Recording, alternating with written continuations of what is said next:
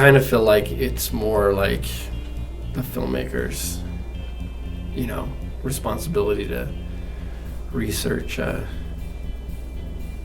festival and see, because especially if you got a short film, doesn't mean you have all the money in the world, right? So it doesn't mean you have all the money in the world to submit to a festival. So you should be very strategic, okay, I have to put $40 to Sundance, I have to do all these people that are good, and so you shouldn't be something festival, fly by night festival, I'm gonna send them 100. And I've seen those. I think I remember one time I got called by a place and they were like, we want to represent your film at this film market. And at first I was like, oh, this is so cool. And then they were like, it's $200 for us to do this, and this.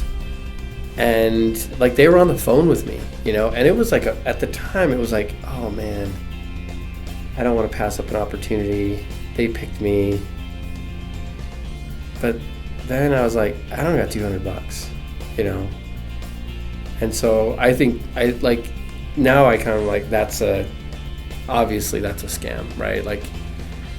I try to tell people you're the creative resource. You do not pay people to whatever. Whatever they're gonna say they're gonna do. Oh, they're gonna record your album for you, or oh, they're gonna do this. It just costs $1,000. It's no, you're the creative person. If they believe in you, they're gonna want to do that, and then you can make some kind of deal with whatever they sell. But if they're, if they want to rep your film for $200, that's $200 in their pocket, and then they don't have to do anything, and they really don't have to show you that they did anything. I think with a film festival, it would be harder to rip people off because it's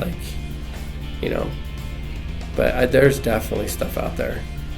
But that's what I say is people pay you. You're the creative. If somebody wants you to pay them, then don't do it. And that's that can be when people ask me there's this screenwriting guy, and for $100 he'll read your script and give you notes, and for $300 he'll help you write it, and if he likes it he'll share it with his agent. And you're like, do you know how pissed off his agent would be if he really had an agent? He's like, yeah, I'm just opening it up so you can rep all these scripts that I like. If that was even obviously that's not the case. That's not what really happens. But if it was to happen, if I was that dude's agent, I'd be like, yeah, no, I'm not, I'll drop you right now because I don't want to rep half the United States, whoever signs up for your class or whatever. Yeah, so that's my rule. Seriously, creativity is a resource, and your work is a resource, and people should be paying you for that. And if they aren't, then just keep working. It's no big deal, but there's no shortcuts. There's no paying somebody $200 or $1,000 to get a shortcut into what you want to do. And everybody else who's working didn't do that. They didn't go down these fly-by-night routes. They worked hard.